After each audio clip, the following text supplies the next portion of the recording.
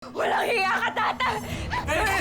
Sa huling 2 gabi ng May Ilonggo Girl, bittersweet ang nararamdaman ng cast.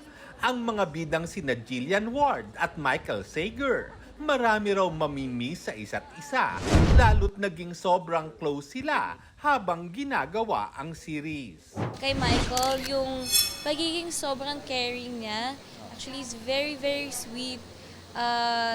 Super gentleman po siya. Every morning, he would get me my favorite drink, may gusto akong food. Kahit pagbaba ko ng stairs, nakaalalay siya. Sobrang na-appreciate ko yun. Ako naman siguro miss ko ang alagaan ka and being with you kasi iba yung energy na binibigay mo sa akin and siguro being in this type of environment, this working setting, masaya ako and masaya talaga ako nakapartner kita. At hindi siyempre matatapos ang kilig ng mga manonood dahil sa huling gabi.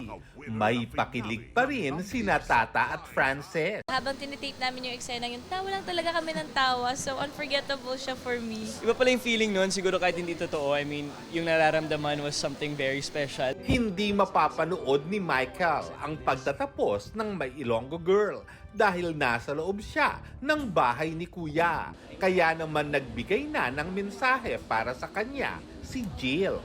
I pray na maging smooth lahat sa loob ng bahay ni Kuya. I think dun sa house ni Kuya, makikita po ng mga tao din kung gaano rin talaga ka-genuine si Michael and that he's actually really nice. At para sa mga manonood na natutuhan ng mahalin, sina Tata, Francis at ang mga karakter sa May Ilonggo Girl, huwag malungkot dahil may sorpresa sa inyo ang GMA. Maglalabas ng director's cut ang serye online.